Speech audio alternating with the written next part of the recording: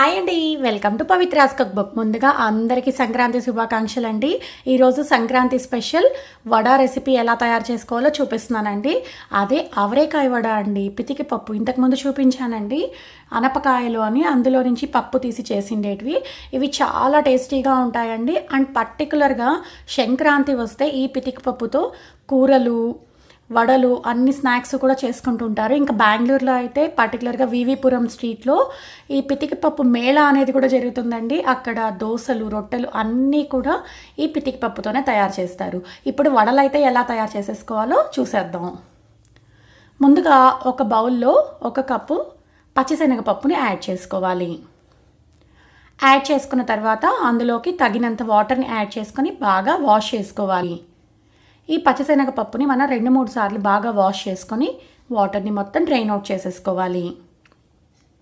ఇప్పుడు అందులోకి మనం కొద్దిగా ఫ్రెష్ వాటర్ని యాడ్ చేసుకోవాలి. అవి మునిగే కంటే ఎక్కువగానే వాటర్ ఉండాలండి. ఇవి 2 గంటల పాటు నాననివ్వాలి. ఈ శనగపప్పు 2 గంటలు నానిన తర్వాత చూస్తున్నారు కదండి, ఇలా గోరుతో గుచ్చుతుంటే బ్రేక్ అయిపోతున్నాయి. ఇలా అవ్వాలి. ఇలా అయిన తర్వాత అందులో ఉన్న వాటర్ని మొత్తం డ్రైన్ అవుట్ చేసేసుకోవాలి. ఇది కాసేపు పక్కకు పెట్టుకుందాం. ఇప్పుడు మనం 1 కప్పు పచ్చిశనగపప్పు తీసుకుంటే 2 కప్పులు పితికి పప్పు, ఈ పితికి పప్పును తీసుకోవాలండి. ఇది వైట్ కలర్ పితికి పప్పు అయితే మనకి ముదురుగా ఉంటాయండి. అప్పుడు ఆయిల్ అనేది తక్కువగా అబ్జర్వ్ చేస్తుంది. కాబట్టి ఎప్పుడు కూడా ఈ వడలు చేసుకునేటప్పుడు ఇలా ముదురు పప్పుతో చేసుకోండి. మనకి ఆయిల్ అబ్జార్ప్షన్ అనేది తక్కువ ఉంటుంది. అండ్ ఇలా పర్ఫెక్ట్ మెజర్మెంట్తో చేసుకుంటే మనకి ఆయిల్ అనేది కూడా బాగా తక్కువగా అబ్జార్బ్ చేసుకుంటుందండి. ఓన్లీ పితికి పప్పుతో చేసుకుంటే, శనగపప్పు లేకుండా, చాలా ఆయిల్ అబ్జార్బ్ చేసేస్తుందండి వడలు అనేది. ఇప్పుడు కొంచెం పితికి పప్పుని పక్కకు పెట్టుకోవాలి. మిగిలిన పితికి పప్పుని మొత్తం మిక్సీలోకి యాడ్ చేసేసుకోవాలి. తర్వాత నానబెట్టుకున్న ఆ పచ్చిశనగపప్పుని కూడా మిక్సీ జార్లోకి యాడ్ చేసేసుకోవాలి. ఇలా చేసిన తర్వాత మనం రఫ్గా బ్లెండ్ చేసుకోవాలి. కచ్చా పచ్చాగా అండి, చూస్తున్నారు కదా, ఇలా రఫ్గా బ్లెండ్ చేసుకొని పెట్టుకోవాలి.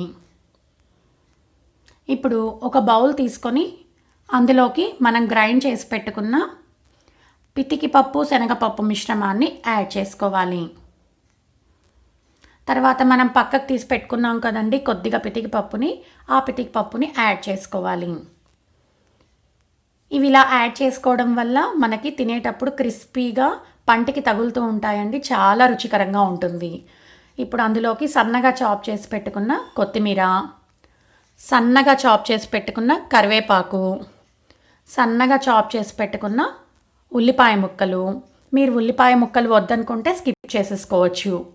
తర్వాత కొద్దిగా అల్లం వెల్లుల్లి పేస్ట్, రుచికి సరిపడా కారం, గ్రీన్ చిల్లీ పేస్ట్, తగినంత ఉప్పుని యాడ్ చేసుకోవాలి.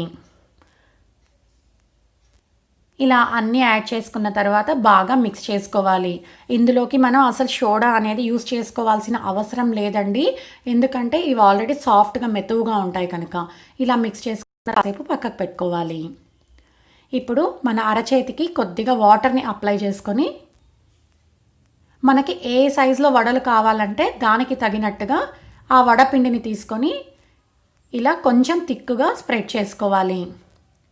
ఇప్పుడు అది వేడి నూనెలోకి డ్రాప్ చేసుకోవాలి. మీరు కావాలనుకుంటే పాలిథిన్ షీట్ మీద కూడా ఈ వడల్ని ప్రెస్ చేసి యాడ్ చేసుకోవచ్చు. ఇదే ప్రాసెస్లో మనం అన్ని వడల్ని కూడా వేడి నూనెలోకి యాడ్ చేసుకోవాలి. ఈ వడలు ఫ్రై చేసేటప్పుడు ఆయిల్ అనేది మీడియంలో పెట్టుకోండి. లోపల వరకు కూడా బాగా కుక్ అవుతాయి. ఎందుకంటే ఇవి కాస్త మందంగా ఉంటాయి కనుక మనకి ఫ్లేమ్ అనేది మీడియంలో ఉంటే బాగా కుక్ అవుతాయి. ఇలా అన్ని వైపులకి తిప్పుకుంటూ మనం ఈ వడల్ని ఫ్రై చేసుకోవాలి. మనకి ఈ వడలు లైట్ గోల్డెన్ బ్రౌన్ కలర్ వచ్చే వరకు ఫ్రై చేసుకోవాలి. అబ్బా, చూస్తున్నారు కదా ఎంత బాగా ఫ్రై అయ్యాయో, చూస్తుంటే తినేయాలనిపిస్తుంది కదా. తప్పకుండా మీరు కూడా ఈ వడల్ని ట్రై చేయండి. ఇవి చాలా బాగుంటాయి. ఈ పితికి పప్పు వడలు వేడివేడిగా సర్వ్ చేసుకుంటే చాలా టేస్టీగా ఉంటాయండి. అండ్ ఈ వడల్ని మనం కావాలనుకుంటే పెరుగులోకి కూడా యాడ్ చేసుకోవచ్చండి. పెరుగులోకి యాడ్ చేసుకొని ఒక 15 నిమిషాల పాటు నాననిచ్చి తర్వాత తీసుకుంటే చాలా సాఫ్ట్గా చాలా బాగుంటాయండి. తప్పకుండా మీరు కూడా ఈ వడల్ని ట్రై చేయండి.